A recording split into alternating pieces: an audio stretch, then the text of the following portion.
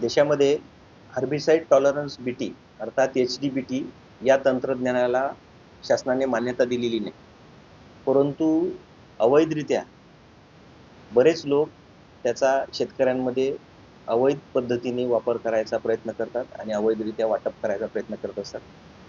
शासनाने त्यासाठी कठोर कारवाई ठिकठिकाणी होत आहे.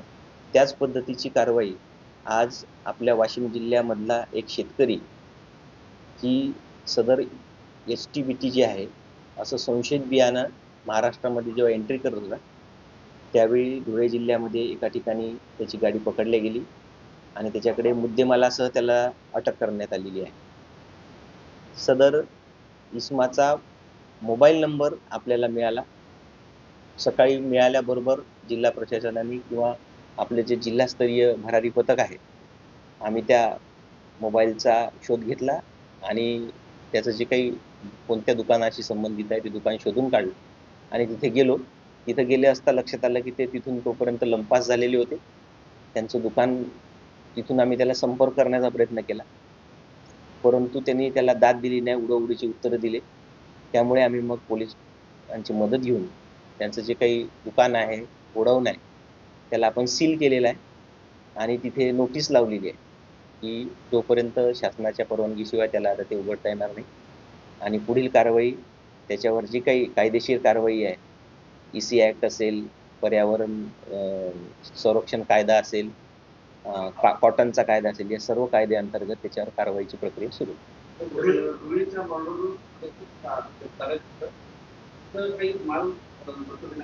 हो, तिथे माल जप्त करण्यात आलेला आहे. इथला एक्झॅक्ट आकडा आपल्याला संध्याकाळी मिळेल, परंतु सर्वसाधारणपणे 208 पाकिट त्याच्याकडे मिळालेले आहे. त्यातल्या 8 पाकिटाचे सॅम्पल काढण्यात आलेलं आहे. 200 त्याचे जप्त केले.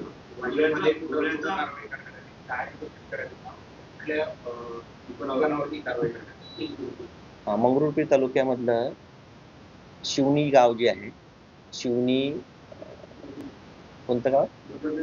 दलेरपूर. शिवणी दलेरपूर गावामध्ये माऊली कृषी सेवा केंद्र आहे. त्यांचा जो मुलगा आहे त्या मुलाकडे ते सापडलं.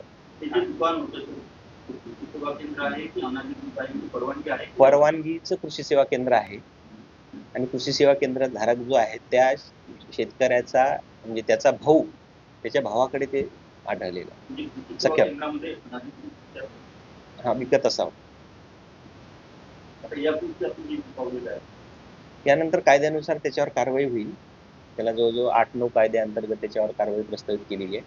उद्या सकाळपर्यंत त्याच्यावर FIR होऊन जाईल आणि कायदेशीर भेंडेकर म्हणून आहेत